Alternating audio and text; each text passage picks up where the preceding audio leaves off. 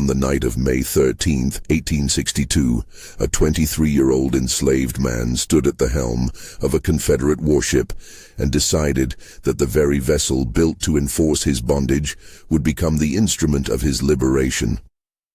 Before we dive into this extraordinary story of courage, intelligence, and audacity, please subscribe to this channel and hit that notification bell so you never miss stories like this one that remind us what the human mind can achieve when freedom becomes not just a dream, but a carefully executed plan.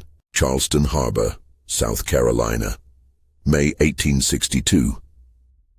The Civil War had been raging for over a year, tearing the nation apart along the fault lines of freedom and slavery.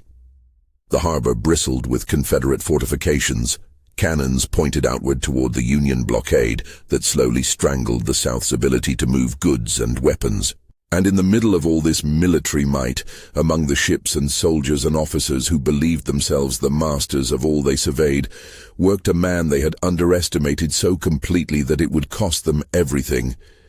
His name was Robert Smalls, and he had been born enslaved in Beaufort, South Carolina in 1839. From the moment he drew his first breath, the world had told him what he was. Property, a thing to be bought and sold, a body to be worked until it broke.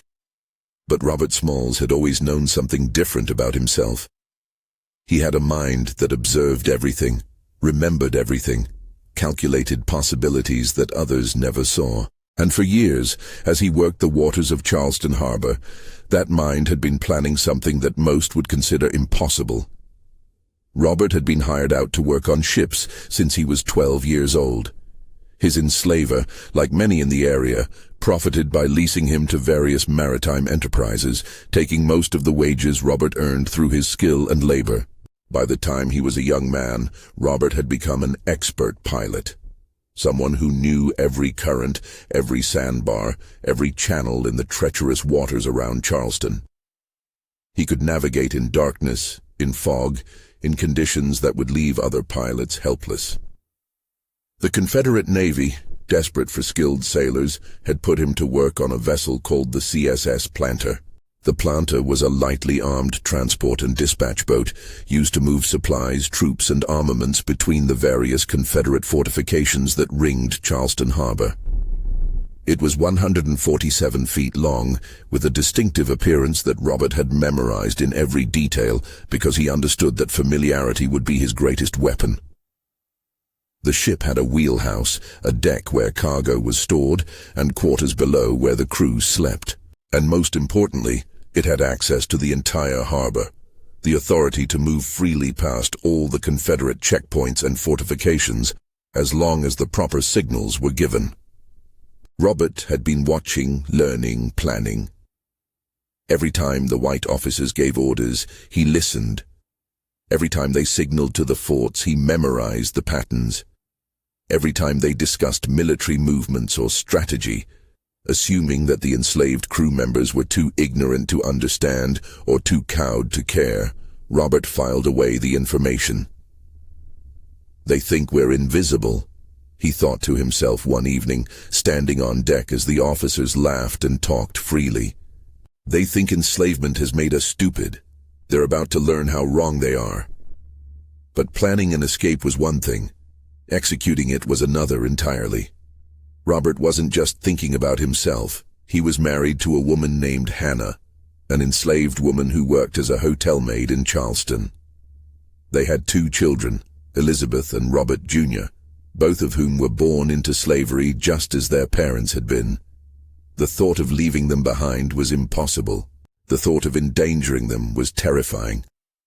But the thought of his children growing up in chains, of his daughter being vulnerable to the same violations that enslaved women endured, of his son learning to bow his head and accept dehumanization, that was unbearable. So Robert began to refine his plan, to include not just himself but his entire family, and not just his family but other enslaved people who worked on the ship and in the area. He spoke carefully, quietly, to the other black crew members of the Planter. There was Alfred Gordine, the ship's engineer, a man whose hands could coax life from any engine but whose spirit was dying in bondage. There was Abraham Alston, another skilled sailor who had watched his own children sold away and carried a grief so deep it had carved lines into his face. There were others, each with their own stories of loss and endurance, each dreaming of freedom but not daring to believe it was possible. "What if we took the ship?" Robert finally said to them one night, his voice barely above a whisper. They were below deck, in the brief period when the white officers had gone ashore for the evening, leaving the enslaved crew to maintain the vessel. "What if we sailed it right out of this harbor and delivered it to the Union fleet?" The silence that followed was heavy with fear and possibility. Taking a Confederate warship was treason, and treason meant death, probably after torture. If they were caught, they would be made examples of, their executions used to terrorize every other enslaved person in the South. But Alfred spoke first, his voice steady. "I'd rather die trying to be free than live another day as property." They planned meticulously. Robert knew the schedule of the white officers, knew which nights they stayed ashore in Charleston, enjoying the privileges of their skin color and their assumed superiority. He knew the signals required to pass Fort Sumter and Fort Moultrie, the two massive fortifications that guarded the harbor entrance. He knew the location of the Union blockade ships and the signals they would need to avoid being blown out of the water by their potential liberators. Every detail mattered. One mistake, one moment of bad timing, one failure to appear exactly as expected, and they would all die. The date was set for May 13th, 1862. On that night, the white officers would be ashore as usual. The planter would be docked at Southern Wharf in Charleston, loaded with 4 artillery pieces and ammunition that were meant to be delivered to Confederate positions the next day. Robert and his crew would be expected to maintain the ship overnight, and in the darkest hours before dawn, when the city slept and the sentries were at their least alert, they would make their move. But first, they had to get their families aboard. This was perhaps the most dangerous part of the plan because it involved movement and coordination that could easily be noticed. Robert had arranged for Hannah and the children, along with the wives and children of several other crew members, to hide near a specific dock, about a mile from where the planter was moored. In the middle of the night, Robert would have to navigate the ship to that location, pick up the families without arousing suspicion, and then sail toward the harbor entrance before dawn broke and the theft was discovered. May 13th arrived with agonizing slowness. Robert worked through the day as normal, giving no sign of the storm of anxiety and determination that raged inside him. He watched the white officers, Captain Relay and the others, as they prepared to go ashore for the evening. "Make sure everything's secure," Captain Relay said casually to Robert, never imagining that the man he was addressing was about to commit the most audacious act of resistance in the entire war. "We'll be back in the morning." "Yes, sir," Robert replied, his face showing nothing, his mind calculating everything. "Everything will be ready." The officers left, walking down the gangplank without a backward glance, confident that their authority and the system of terror that supported it would keep their property in line. The moment they disappeared into the Charleston streets, Robert turned to his crew. No words were needed. They had all been waiting for this moment, had all made their peace with the possibility of death, had all decided that freedom was worth any risk. The first hours passed in tense preparation. They had to appear normal to any observers, going about the usual tasks of maintaining a ship overnight. But inside, every man was vibrating with readiness. At around 3 in the morning, when the city was at its quietest, Robert gave the signal. Alfred stoked the engine, building up steam as quietly as possible. Abraham and the others prepared to cast off the mooring lines, and Robert positioned himself at the wheel, wearing one of Captain Relay's hats that he had taken from the captain's quarters, knowing that from a distance in darkness he might be mistaken for the white officer. The engine came to life with a low rumble. Robert's hands were steady on the wheel, though his heart was hammering so hard he was certain everyone could hear it. They cast off from Southern Wharf, the planter sliding into the dark water of Charleston Harbor like a ghost. The first test had passed. No alarm had been raised. No guards had questioned why the ship was moving in the middle of the night. Now came the dangerous part. Robert navigated through the dark waters toward the dock where Hannah and the others were waiting. Every moment felt like an eternity. Every sound seemed magnified. The slap of water against the hull, the rhythmic thump of the engine, the distant call of sentries at the forts. Robert's mind was working on multiple levels simultaneously, calculating the current, the wind, the exact approach needed to reach the dock quietly, the timing required to get everyone aboard quickly before someone noticed. There, in the darkness, he could see them. Hannah, clutching their children, her face a mask of terror and hope. The other families, emerging from their hiding places, moving toward the water's edge. Robert brought the planter alongside the dock with a precision born of years of experience. "Quickly," he whispered urgently. "Quickly and quietly." They came aboard like shadows, mothers carrying children, families leaving behind everything they had ever known for a chance at freedom they might not survive to see. Hannah's eyes met Robert's for one brief moment, and in that glance was everything they could not say aloud. Love, fear, trust, the absolute commitment to be free or die together. Within minutes, everyone was below deck, hidden from view, and Robert was steering the planter back into the main channel. Now came the moment that would determine everything.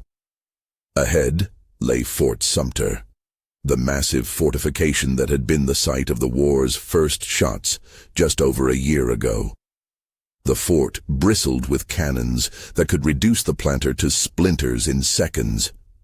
To pass it, Robert would need to give the exact signals that Captain Relay used, would need to appear exactly as expected, would need to fool soldiers who were trained to be suspicious and were armed with enough firepower to sink a dozen ships. Robert positioned Captain Relay's hat on his head at the precise angle he had observed the captain wearing it.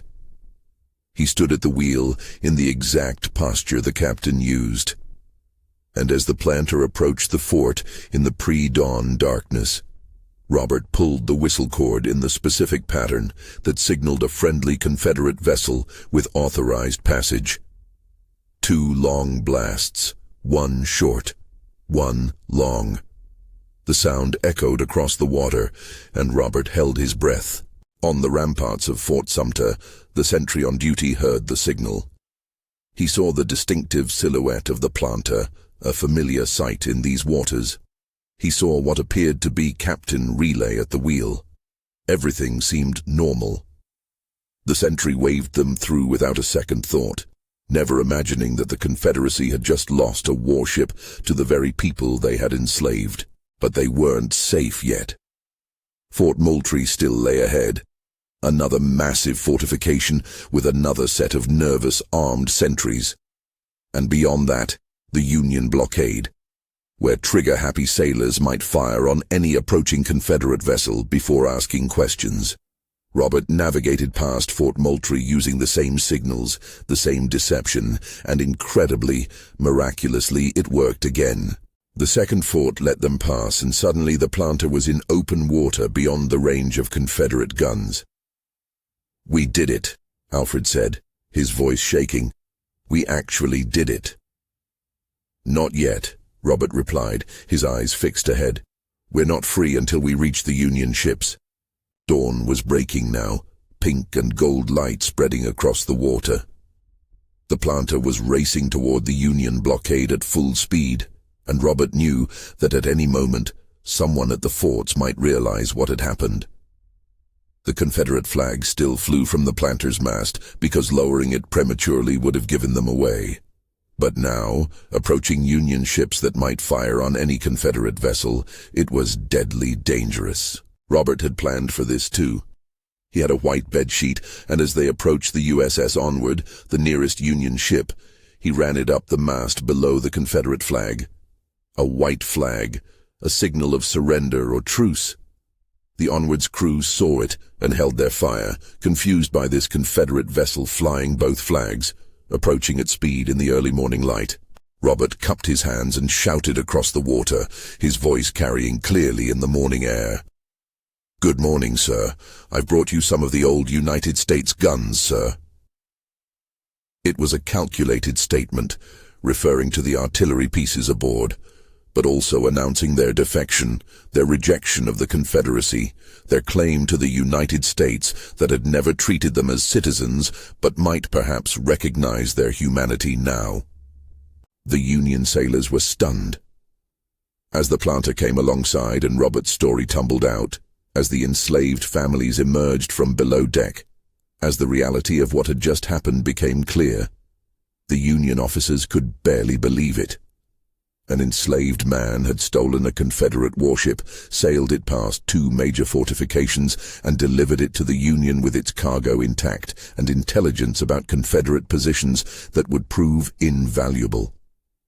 Robert Smalls and the others stood on the deck of the planter in the morning light, no longer enslaved, no longer property. They were free.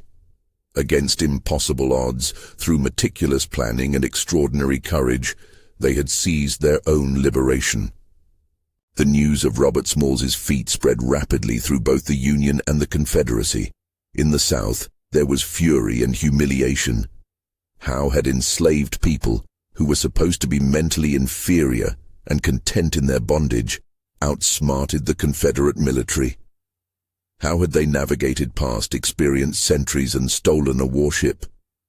The incident shattered the comfortable lies that slaveholders told themselves about the people they enslaved. In the North, Robert became an instant hero, proof that black people were not just deserving of freedom, but capable of extraordinary courage and intelligence. His story was used by abolitionists to argue for the enlistment of black soldiers in the Union Army.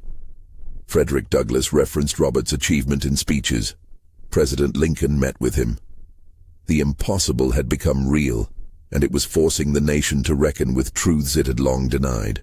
But for Robert himself, freedom was not the end of his story, but the beginning.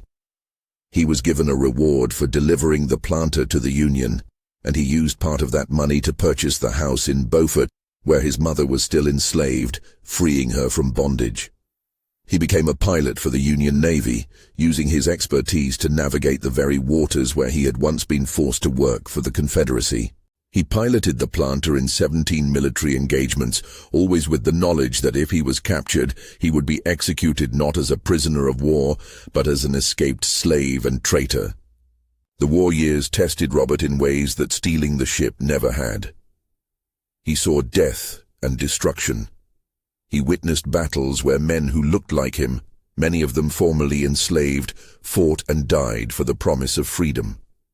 He navigated through waters that could kill as surely as any bullet, always with the weight of other lives depending on his skill. But he also saw slavery dying, saw the institution that had defined his entire life beginning to crumble under the weight of its own evil and the force of those who resisted it. When the planter's captain was killed in battle, Robert took command, becoming one of the first black captains in the U.S. Navy.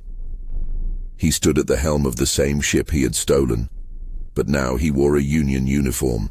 Now he commanded with legal authority. Now his orders were followed not because of the color of his skin, but because of his proven competence and courage. After the war ended and slavery was abolished, Robert returned to South Carolina. He could have left, could have moved north where racial prejudice, though still present, was less violent and comprehensive than in the South.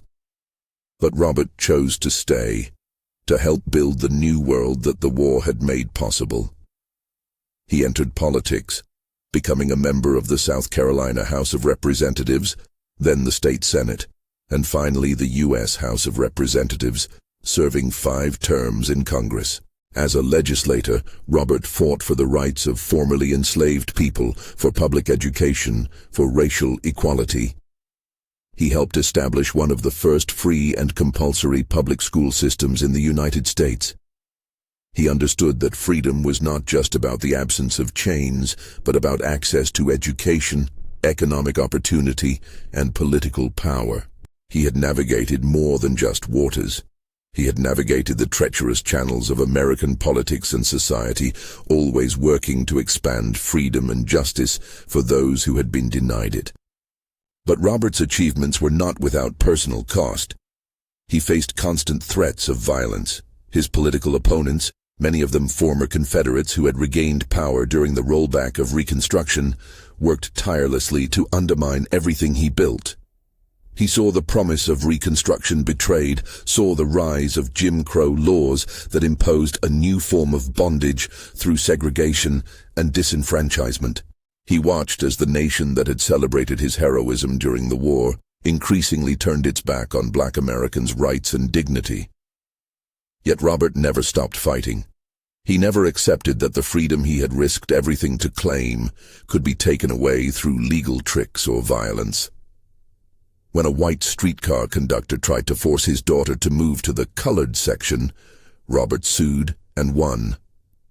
When Democrats attempted to disenfranchise black voters through fraud and intimidation, Robert spoke out, documenting the abuses and demanding federal intervention. He carried himself with a dignity that refused to acknowledge the inferiority that white supremacy tried to impose.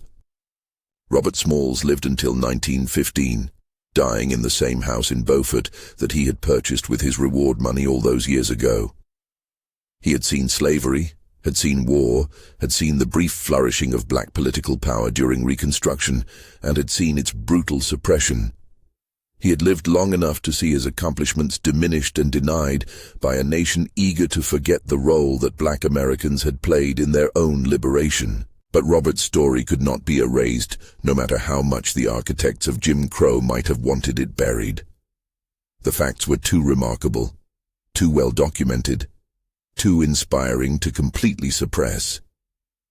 A 23-year-old enslaved man had stolen a Confederate warship. He had navigated it past 2 major fortifications. He had delivered it to the Union forces and then gone on to serve with distinction in the Navy and in Congress. These were not legends or exaggerations. These were documented historical facts that testified to the intelligence, courage, and humanity of people who had been told they were less than human. When we tell Robert Smalls's story today, we are not just recounting a historical curiosity or an inspiring tale. We are confronting fundamental questions about intelligence and capability, about who gets to be seen as heroic, about whose stories matter and whose get erased. Robert's achievement forces us to ask, how many other Robert Smalls were there? How many other people of extraordinary intelligence and courage lived and died in slavery, their potential crushed by an evil system? How much was lost to humanity because millions of people were denied education, opportunity, and freedom? Robert Smalls understood something essential. That freedom is not given, but taken, not granted, but claimed. He looked at a Confederate warship and saw not an instrument of oppression, but a tool that could be repurposed for liberation. He looked at the system designed to contain him and found the weaknesses, the moments when observation and intelligence could overcome brute force and assumed superiority. He proved that the enslaved were not mentally inferior, but rather students of their oppressors. Watching, learning, waiting for the opportunity to act. His story also teaches us about the nature of courage. Robert risked not just his own life, but the lives of his family and the other people who joined him. He had to live with that weight, had to make the decision that freedom was worth the risk, even knowing that failure meant death for everyone he loved. That kind of courage is not reckless or impulsive. It is calculated, carefully planned, executed with precision. It is the courage of someone who has counted the cost and decided that some things are worth dying for. The moment when Robert stood at the wheel of the planter, wearing the captain's hat, giving the signals that would either get them past the forts or get them killed, that moment encapsulates something profound about resistance. He was performing whiteness, mimicking the gestures and signals of his oppressors, using their own symbols and systems against them. He understood that in a world built on racial hierarchy, the hierarchy itself could be subverted by someone willing to exploit its assumptions and blind spots. And when he succeeded, when the forts let him pass because the sentries saw what they expected to see rather than what was actually there. Robert demonstrated that white supremacy is built on a foundation of willful ignorance. The system depends on not seeing the humanity and intelligence of the people it oppresses, on believing the lies it tells about racial difference. When those lies are exposed, when someone like Robert Smalls shatters the illusion of black inferiority and white supremacy, the entire structure trembles. Robert's later life in politics shows us that liberation is ongoing, that stealing a ship and reaching Union lines was just the first step in a much longer journey toward true freedom and equality. He spent decades fighting for the rights that should have been guaranteed by the victory in the Civil War, fighting against the resurgence of white supremacy in new forms, fighting to make real the promise of citizenship and equality. He understood that freedom is not a destination but a constant struggle, that each generation must fight to preserve and extend the gains of the previous one. When Robert died in 1915, the nation was deep in the nadir of American race relations. Lynchings were common. Jim Crow was fully established. The achievements of Reconstruction had been systematically dismantled. It would have been easy for Robert to despair, to feel that his life's work had been for nothing. But that would be to misunderstand what he had accomplished. He had proven something that could never be unproven, that black Americans were capable of the same intelligence, courage, and achievement as anyone else.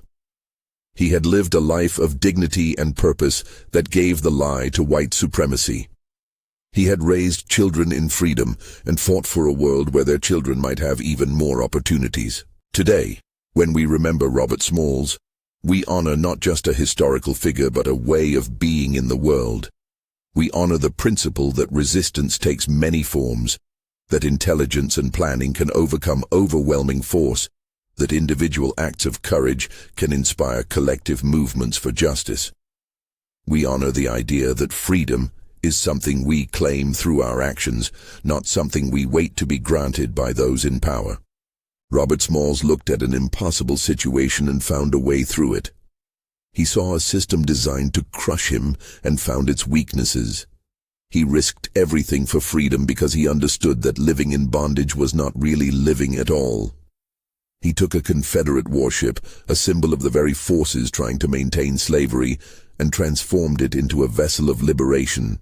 And in doing so, he sailed not just toward Union lines, but toward a vision of America where all people, regardless of the color of their skin, could claim their full humanity and dignity. That journey is not finished.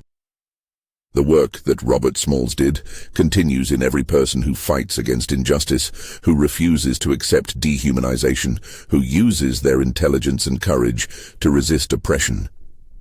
His story reminds us that we are the descendants of people who survived the unsurvivable, who found ways to preserve their humanity in the most inhumane conditions, who never stopped believing that freedom was possible, even when every force in society told them otherwise. Robert Smalls stole a Confederate ship and sailed to freedom.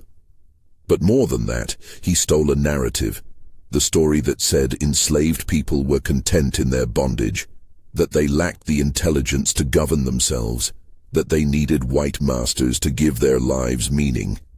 He proved all of it false, and that achievement, that shattering of the lies that upheld slavery and white supremacy, that is the real prize he delivered to the Union that morning in May 1862. We carry forward his legacy when we refuse to accept injustice, when we use our minds to find ways around seemingly insurmountable obstacles, when we risk what is comfortable for what is right. We honor Robert Smalls not by putting him on a pedestal as an exception, but by recognizing that he represents the capacity for courage and brilliance that exists in all of us, particularly in those whom society most wants to diminish and ignore. Freedom is not free. Robert Smalls knew that. He paid for it with years of meticulous planning, with the risk of his life and his family's lives, with decades of political struggle after the war was won. But he also knew that the price of bondage was infinitely higher, that accepting enslavement meant not just physical chains, but spiritual death. So he chose freedom, claimed it through an act of such audacity that it still takes our breath away more than 160 years later. And in that choice, in that moment when he turned the wheel and pointed the planter toward liberation, Robert Smalls showed us all what it means to be truly free. Not just absent of chains, but present in our power. Not just surviving, but strategizing. Not just dreaming of a better world, but sailing boldly toward it, even through waters mined with danger, past fortifications designed to destroy us, toward a horizon we can barely see, but believe in absolutely. That is the legacy of Robert Smalls. That is the story we must never forget. That is the inspiration we carry forward as we navigate our own troubled waters, seeking our own liberation, claiming our own dignity, steering toward our own freedom with steady hands and unbreakable will.